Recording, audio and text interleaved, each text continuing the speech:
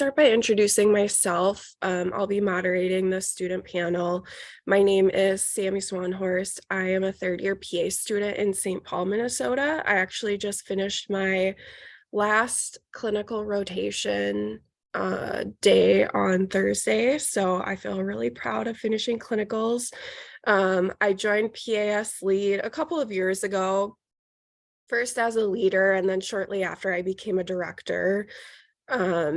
I was the diversity chair for my school's student association as well. And after graduation, I hope to work in emergency medicine.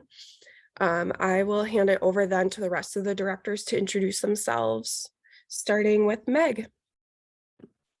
Hi, everyone. Thank you so much for coming. My name is Meg Tomhave. I'm a third-year physician assistant student, also at St. Kate's, where Sammy goes, in St. Paul, Minnesota. I will graduate next month, so I'm super excited about that. I am a former PAS lead director. I have a background in mental health advocacy as well as anti-racism advocacy. I have a background in neuroscience as well as background in gut-brain axis research.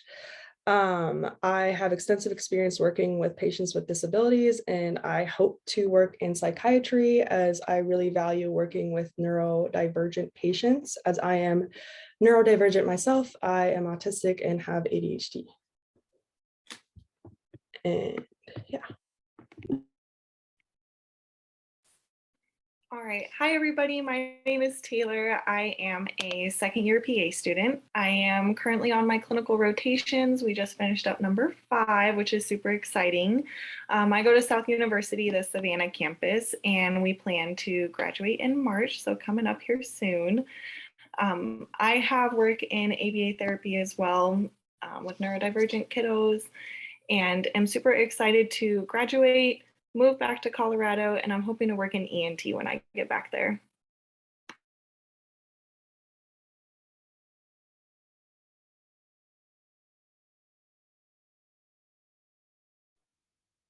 Hello, everyone. My name is Sonia. I'm a second-year PA student at South University in Savannah, Georgia.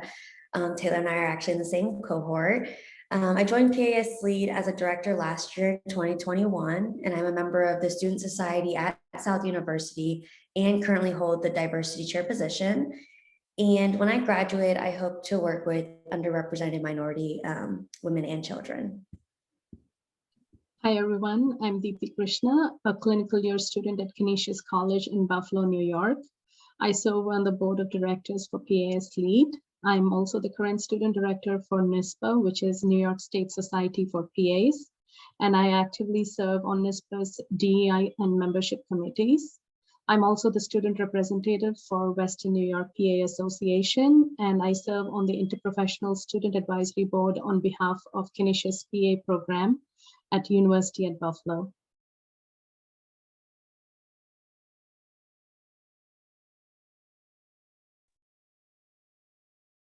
Hi, everyone. I'm Kayla. I'm a second-year PA student at Lincoln Memorial University in Harrogate, Tennessee. I'm the diversity chair for the class of 2023. And a friend of mine actually found out about PA's Lead, and we joined together as members. And then after that, in June, I applied to be a director at Deepthi's recommendation, and I joined in June. And I also was elected to the AAPA House of Delegates student delegation for the 2022 through 2023 year. Like Meg, I also have ADHD, and you'll probably hear more about that later on in our discussion. So thank you for having me.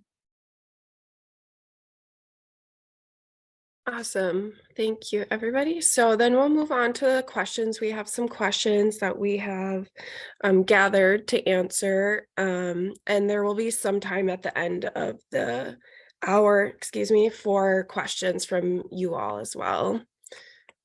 So our first question here, have any of you experienced burnout? And if so, how did you cope? Yeah, absolutely. I have experienced a lot of burnout, especially in PA school, to the point where I had to take time off of school. And so I kind of want to talk about the factors that led up to burning out so hard so that some of y'all can hopefully avoid it.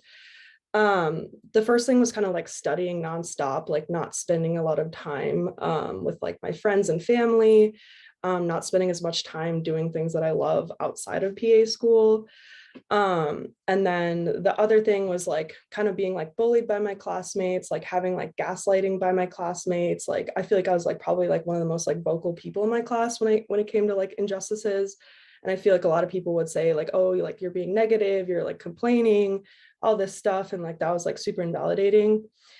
In clinical year, I think it's like really hard because like you're constantly meeting new people, like especially as an autistic person, like who like needs to have like secureness and like routine. Like you're constantly having like a new routine like every month. You're constantly meeting new people, you have different sleep schedules every rotation. And then all the while, like all your friends who aren't in PA school, like have super stable schedules, have a lot of free time. So it just feels kind of isolating. And then I think like the worst part for me was probably like having like certain like schedules, like night shifts or like waking up early. So it got to the point where like I like was barely sleeping. I was probably like sleeping like 2 to 4 hours a night for like 3 months in a row. And that was like really bad for me. So I, started having like poor like patient care. I started like getting more negative feedback from my preceptors. And then that kind of led to like more low self-esteem. So then I was like, you know what, like I like need to like take time off. I need to take a break. So then I kind of like stopped, I quit like directing PAS lead because I like wasn't doing like school well enough. And then I kind of like took a week off from PA school. And I think that was like really helpful for me. I like talked with my clinical advisor and she was great. She like really like advocated for me to like getting like rotations where I only like had to go like, 8 to 5 a.m., 8 a.m. to 5 p.m. instead of like doing something really early. So that was helpful. Like, and just like getting back on a regular sleep schedule was just like really important. So yeah. I also absolutely felt burnt out, and I think it really started during the application process of PA school. We wear so many different hats, whether that be students in our undergrad, employees because we're working, family members, and I think the application process was so demanding on just in general mental health that it started then definitely worsened during didactic year. The burnout I was feeling was actually a part of the reason why I started the wellness chair for my cohort. I founded a wellness chair in student society to try and help people with burnout, sending out newsletters with like emotional, mental, physical wellness, just so that as a class we kind of had more resources to try and battle what we were feeling as students during the didactic year. So I did that all of 2021, and then the burnout from didactic year to clinical year is very different. I think burnout during didactic year is you're taking 2 exams a week, you are always studying, and then you go to your clinical year and it's different because you have, varying schedules, you're rotating every 5 weeks, you're changing up where you're living, what you're doing, and then you're also studying for EORs and having other like ancillary assignments that you need to do. So there's always such a demand on us, regardless of where we're at.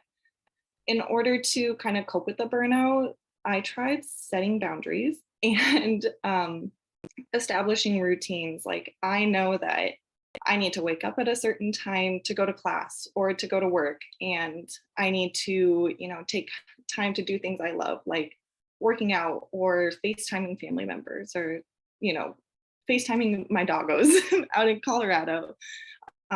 Just making time for things that you love and things that are important to you, and being okay saying no and setting up routines for yourself and practicing that self-care. Like Dr. Susan said earlier, self-care is not selfish, and making sure that we're all doing that.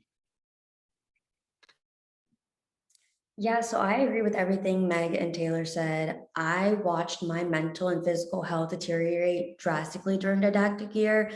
My friends started to worry about me because they noticed my anxiety was getting worse. I was crying more. I was getting so angry so easily. And I brought up dropping out way too often. Like it stopped being a joke. And everyone warns you how rigorous PA school is, especially with the fire hose analogy that Dr. Tabs brought up. but you can't mentally prepare for what PA school truly is. During my second quarter of PA school, I started using the counseling services provided by my school. I started Zoloft, which significantly helped. I suffered from anxiety my whole life, but it was significantly exacerbated in PA school. And I couldn't use the same coping mechanisms I was using before. But even with therapy and medication, that wasn't enough. And during my fourth quarter of didactic year, I was more burnt out than ever. And I actually posted the following on Instagram. I can't even begin to describe how much of my personality has changed this year for the worst. The burnout is so awful. Sometimes I'm not even proud of what I've achieved because of what I was forced to give up in the process. My mental health, my happiness. So all that's to say, I'm still finding ways to cope with the beast that is PA education, but doing so much better. And especially, I think everyone should use the tools that have been brought up just so far within this conference.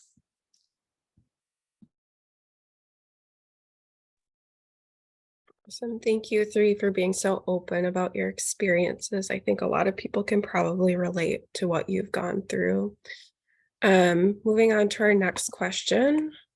Do you feel as though your program provides you with the essential resources to deal with burnout stress?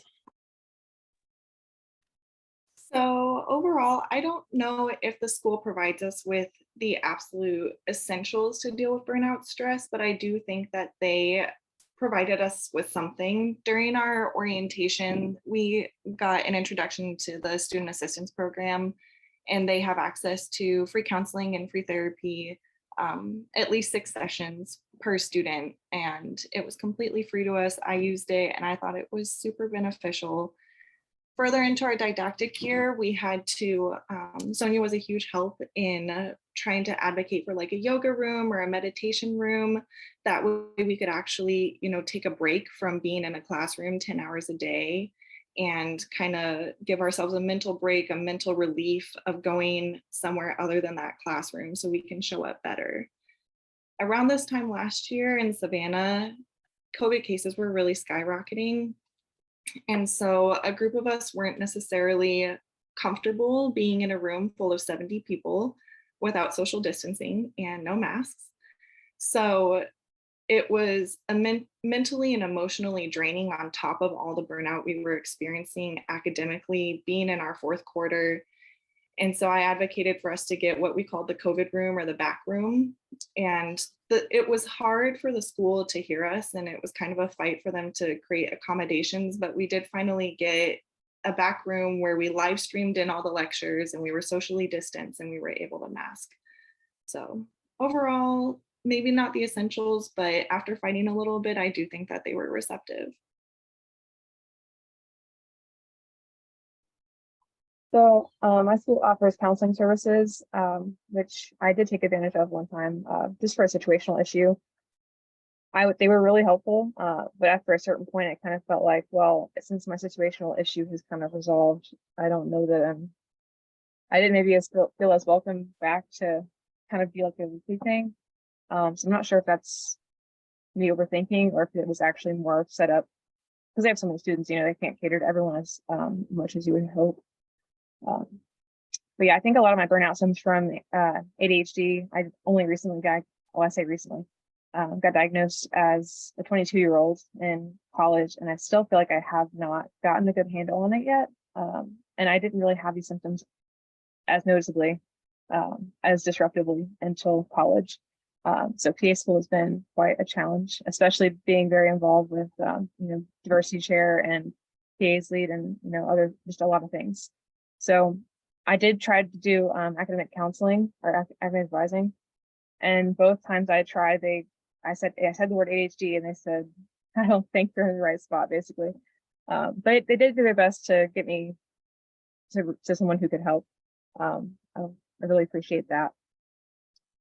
I will say, when I was struggling, I did go to my professors to tell them I was struggling, especially to focus in class. I felt like I was falling asleep in the front row, just being so embarrassed. And I was doing everything I could just to stay awake in class and then also study on my own time. It just really wasn't working. And so I ended up cramming again and again. And then I'd be doing remediation, which, doesn't consist of anything that's helpful. You don't get to go over test questions or anything.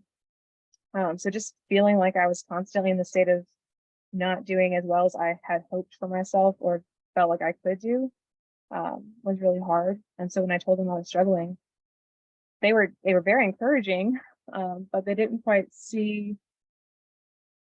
acknowledge that I was struggling. So they're like, oh, it's okay, don't worry about it, like, you'll be better next time. And so I was like, okay, thank you, but that's not, I need someone to acknowledge the problem with me, and so I can like start working toward a better lifestyle, better balance. And it kind of ebbs and flows, but right now I would say it's almost as bad as didactic year. I thought it'd improve with clinicals because I just like, oh, I get to run around all day, but in a classroom for 8 hours, but it's honestly just as bad. But I really need an academic coach for ADHD, and I haven't gotten that yet, so I'll working on it. But do their best. My experiences as a student in my program have been very positive. Every time I needed help, my program director was always there. She has always been my pillar of strength. My program director, along with all my faculty, have been very supportive through some of my very tough times, and for which I think I will always be grateful to them.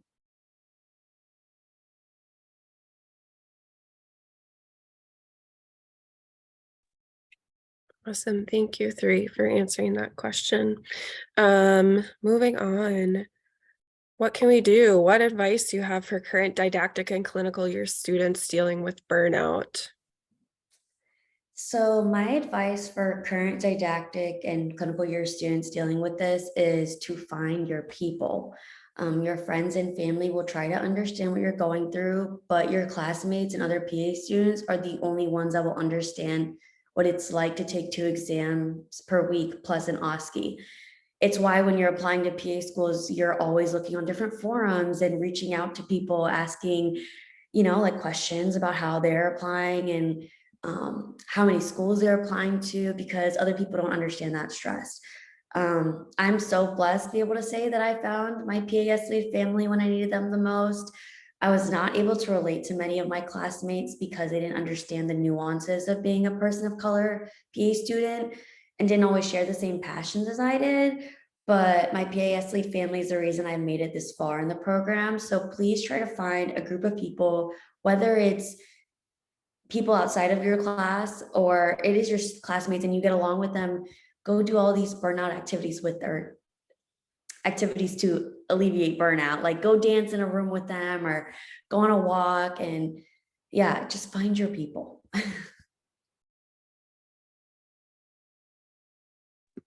Yeah, so that's great advice. I have some advice as well. So in didactic year, I think it's important to try to just like avoid people that are like negative energy in your life, kind of like what Sonia was saying. And just understand that like usually when people are like bullying you or like saying negative things about you, they're usually like projecting, and it's like more of a them problem. It's not a you problem. Spend more time like doing your interest and self-care, and just know that like self-care isn't always like taking a bath or like lighting a candle and meditating, because like especially like as someone with ADHD, like I can't meditate pretty much. And so for me, like self-care is like DJing, self-care is like playing Breath of the Wild, self-care is reading about Roman history. Like anything that's not PA school that I love doing is just important. And I want to emphasize, like, you shouldn't guilt yourself for like what makes you happy. So if going on TikTok is your self-care, then going on TikTok is your self-care. Clinical year, I think it's important to set expectations with your preceptors right away, so you know exactly what they expect from you. Oftentimes, if you don't do this, like people start to get mad at you, like, oh, you should have known to check this or that. So it's important to establish, what they're expecting from you, especially like when giving presentations. Be okay not seeing every single patient. I think everyone in PA school is always like, oh, do as much as you can, like see as many patients as you can, which is, it's good to see, a lot of things, but it's also important to be realistic. And if your patient care is being compromised by like how many things you're doing and how many patients you're seeing, it's just like not good. And then, yeah, if someone tells you you can go home, go home. Like I know a lot of people say, oh, like always ask to stay early. And like, if you want to stay early, that's wonderful. But like, don't feel guilty for going home when people tell you to go home. Because like you have your whole life to work, you have your whole life to be with patients. So like, it's fine. And then prioritize your sleep, number one. Again, you can talk to your clinical advisor about maybe like setting like certain hours if like you like struggle with insomnia like I do. And then honor like your needs. Like for me, I like have a lot of like sensory problems. And so I just like started like wearing like AirPods. Like I was like, hey, like I like need to have this because like I can't focus when like there's all this noise around me. So I like started wearing earplugs. I started wearing AirPods like when I was writing notes, not when I was with my patients, but like, yeah. So and then just like being able to say like, hey, if you need like a quiet place to work, just try to ask for it is important. I think that's all really good advice on both the didactic and clinical side. And I'll say, you know, if you guys have anything specific that worked for you, feel free to post it in the chat as well as we move on. Our next question, what was the eye-opening emotional, physical symptom you each felt that made you realize you were burnt out or heading in that direction? So for me, I overthink a lot, but when I'm burnt out, I overthink so much more and just have these very invasive ruminating thoughts that just come out of nowhere. Just like very emotional things like related to my dad or like someone not approving of me that I've worked so hard to, you know, show them that I'm doing something good, and feeling sad for no reason is a big one for me. Like I feel like I have to cry and I have no idea why. Because I'll like have a seemingly good day or like an okay day, and I just feel like I need to get it out. Like I'll feel like a failure despite everyone telling me that I did something really good. The most like notable one or instance was my first major diversity meeting that I held was about cultural competency and for Hispanic culture. And I'm very passionate about Hispanic culture. I studied a lot, and I'm, you know, in Costa Rica, and I like to think I know a little bit about it. And so I really want to do a good job. And I just, nothing felt like I felt like a complete failure. And it was the only thing, this is the only kind of diversity education that students from my school were getting. We weren't getting it in class. So I was doing a lot of extra work. It took me a whole week of like not sleeping even to get that together. And everyone said it was amazing. And I'm like, I just don't believe you. I'm so sorry. I know you're doing the best. And I think you're just saying that to encourage me. And it really wasn't that good. So.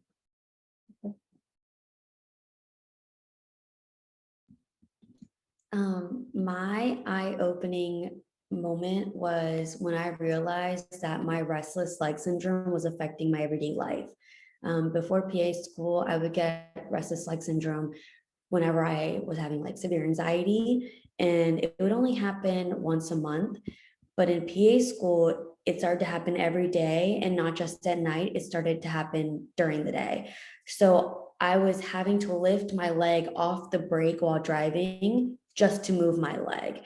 And I was scared I was going to get in a car crash because I couldn't control the urge to move my legs. I brought this up to my primary care physician, and she did some lab work, and she didn't believe that it was iron deficiency or anything like that, any other reasons that could have been causing it. And so I increased my Zoloft, and lo and behold, the anxiety was the issue. So that was a really big eye-opening physical symptom for me, because I knew that it was affecting like life or death. My eye-opening moment was I was beginning to feel exhausted every single day, all the time. And I was beginning to get upset for small things, like when my husband wouldn't put things away or my kid would spill milk. So that, I think, was my awakening moment that something was not right. And all my life, I had been an extrovert, and I enjoyed like talking to people, and I was always outgoing. And I was beginning to choose to stay alone, trying to conserve my energy for schoolwork and doing like my homeworks and submissions on time. So I think that was when I started realizing I was really burnt out and started focusing on myself.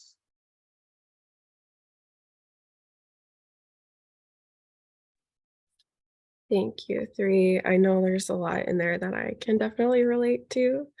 Um, Thanks for being so vulnerable with sharing that. Our last question before we open it up to you guys for questions. How do you say no when family, friends, professional groups, whatever, ask you to take on tasks when you're already capped out? So for me, ever since I realized I was burnt out and I was focusing on conserving my energy, I've never had a problem saying no to parties or going out to eat with friends, because for me, I have my priorities set straight. Like I'm acutely cognizant of my priorities and my financial responsibilities. So I don't have a problem saying no. I would say for me, I am a people pleaser, like to the core. It is hard. And it was very hard at the beginning of didactic year to say no because I wanted to keep people happy, especially when I would go home back to Colorado on breaks. I would have people saying like, hey, I want to, like meet up, hang out, because I haven't seen you in 3 months. And it was hard to say no, even though I was exhausted. I read a book years ago, and one of the lines was, you need to show up for yourself like you show up for other people. And so shifting the mindset of why I'm saying no to, I need to take care of myself. I need to show up for myself, because you can't be your best person for other people if you are exhausted, if you are burnt out, if you can't get through the day because you're so tired.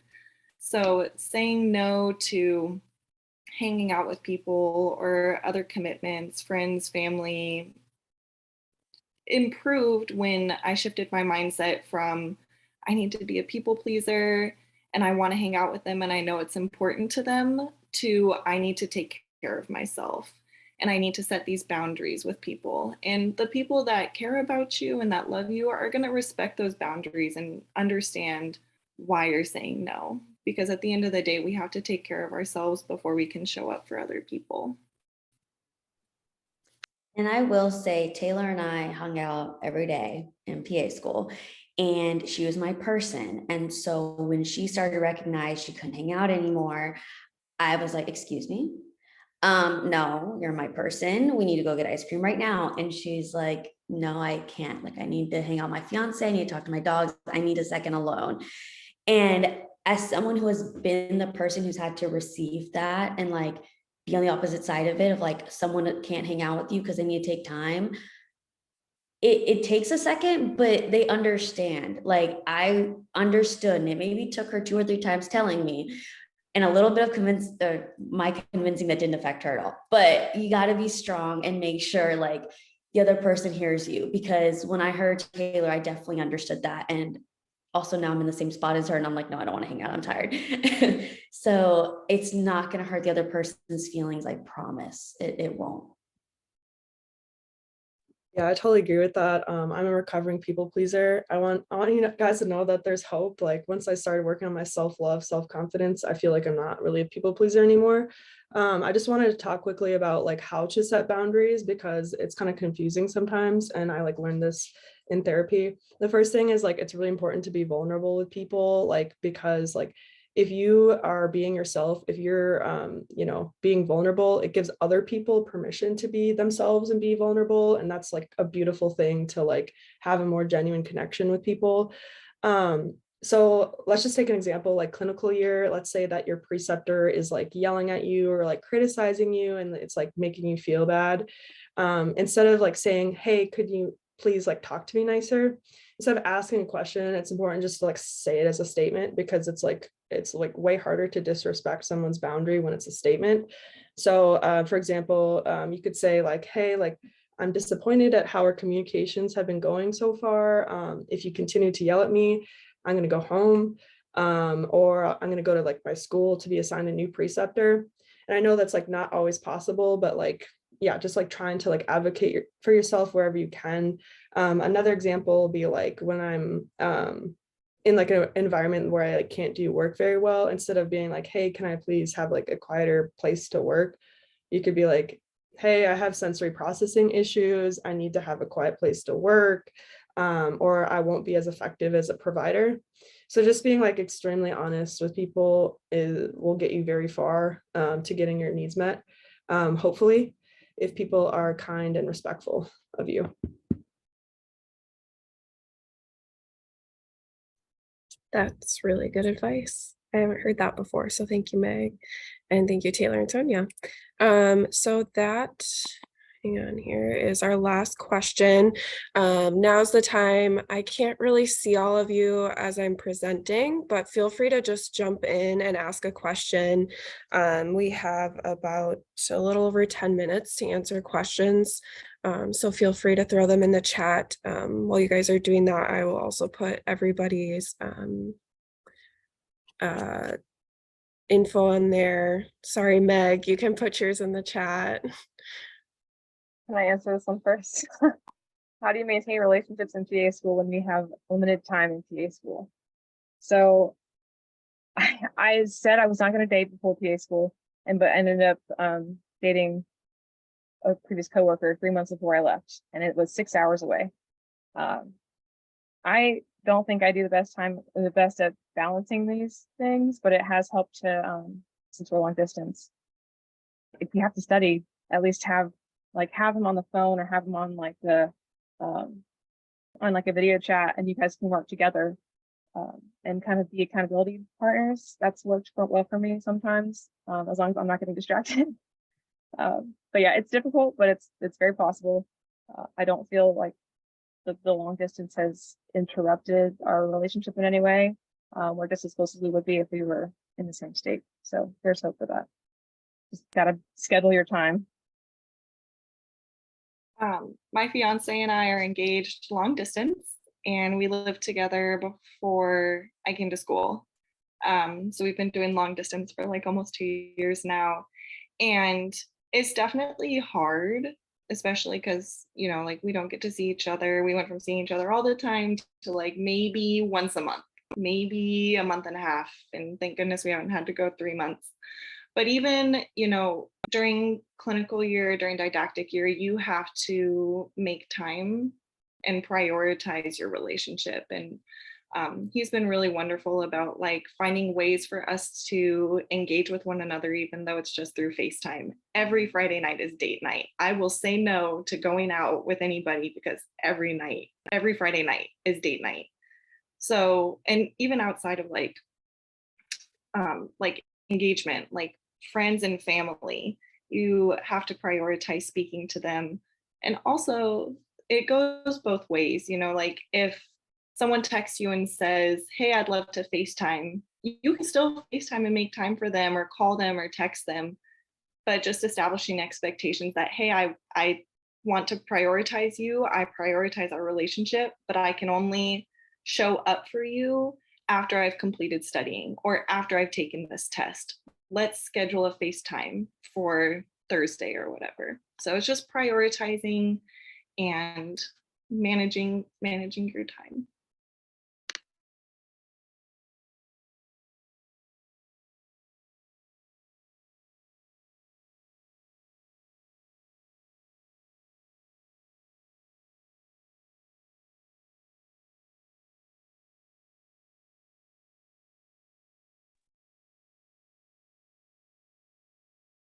While we're waiting to see if anybody else has questions, I can talk on that a little bit too. I feel like a lot of the pressure for like maintaining relationships for me came from family, and it wasn't so much that they didn't think I was spending enough time with them. It was more so that they didn't understand how busy I was. So back to that piece of like being really open and vulnerable with people and like setting those boundaries of like, hey, I have 3 tests coming up this week, but then also opening it up and being like, I can't make it work this week, but I promise I'll make time for you next week when I have a little bit more space in my schedule. There was one more question about if we set certain days / time to take away from disconnecting from PA school. I think, as I mentioned earlier about how my classmates kind of every Friday, Saturday night, it was like going out. I first quarter did not study Thursday, Friday, or Saturday. I couldn't do that for the rest of PA school. It only worked for first quarter because we only had 15 credit hours, but it was always Friday night. And actually a student told me that during, I was applying to UF, and one of the student panelists came on and said, you have to pick a day or a night that no matter what, you don't study, because otherwise it will crawl into your life. So it's kind of forcing yourself to take a break. Yeah, and Meg responded, nothing after 9 p.m. on weekdays and nothing after 5 p.m. on weekends, which is, I think, a great thing to also use. And Liz said, took off every Friday until Saturday at 3 p.m. before beginning again Saturday afternoon. And yeah, I agree, do whatever works for you. Karina, do you have a question? Yeah, I was gonna ask if any of you have any specific tools that you use to help you balance, you know, not only being a PA student, but your personal life, and if any of you are enrolled in other things, such as like some of our directors are in PAS Lead, but you know, other PA caucuses and organizations.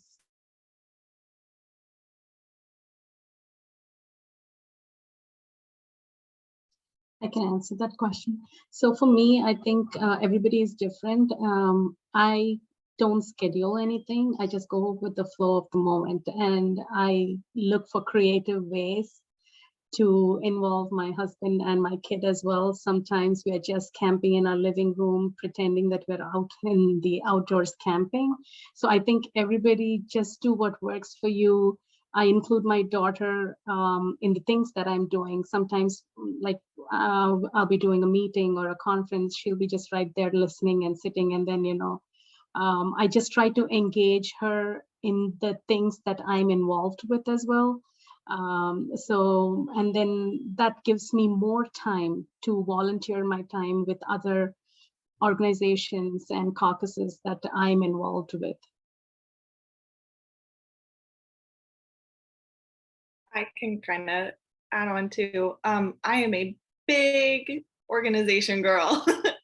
If it is not written down, it's not happening. So the way I keep track of absolutely everything, whatever tasks, responsibilities, FaceTimes, phone calls, whatever, it gets written down in my agenda, because if it's not written down and I don't have that visual reminder, whatever it's for, like, it's not going to happen. So I try my best to use tools like Notability or a paper agenda or some sort of organization, color coding, to make sure that everything is taken care of, and I set reminders. So yes. Just to answer the question in the chat about the therapy. Yeah, I go to therapy during school like once every 2 weeks. And it's hard because usually therapy is from like 8 a.m. to 5 p.m. But I'll like try to take the latest appointment, and then like I'll like literally tell my clinicals like, hey, I have an appointment, I have to leave early. Like, it's a medical appointment. You shouldn't feel guilty for that.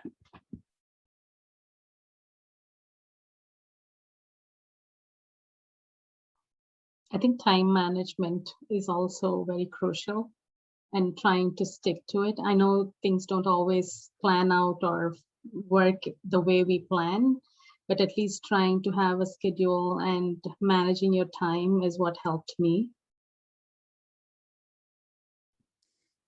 Something my therapist brought up recently was how I told her that I didn't feel like there was enough time in the day to get all my tasks done.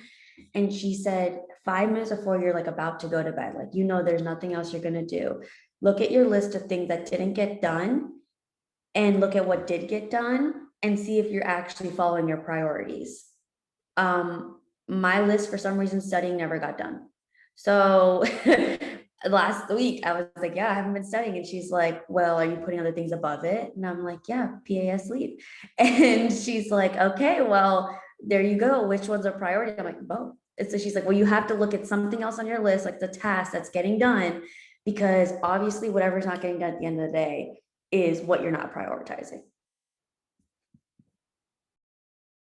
Thank you for saying that, Sonia, because I feel like I work more on PA's league because it's more fun than studying is. It's easier. I feel like I'm good at it. And for a while, I started doing like the hourly schedules, and I would make time specifically for maybe not PA's league. PA's league gets as much time as I ever want it to be. But I had to do like hourly schedules, and then I was not meeting the goals that I was setting out to do, and so I was getting discouraged. So that's when I kind of started just going with the flow, and that's when it got even worse because then I had no study never got done, like you said. So I had 2 good days this week on Monday and Tuesday when I scheduled my time again. So I really need to get back into that. But yeah, I highly recommend hourly or even like every 30 minutes scheduling what you think you're going to do. Even if you don't like meet the goals, at least you tried. And setting some goals will make you more likely to even think about them. Like I actually got some like quick little modules done during work, which I've never done before. I was like, oh man, these actually went that long. So it helps a lot. Also, I think like for me, from day one, what I decided was I was never going to stress about grades. All I need to do was pass my exams, get to give my pants, clear the boards, and get a job. So I think that was a huge factor in relieving a lot of stress for me. So I know we're all type A's in PA school, and sometimes it does get out of control and we are like stressing out how the exam would go, but just acknowledging that all we have to do is pass and not worry about the grades helped me a lot.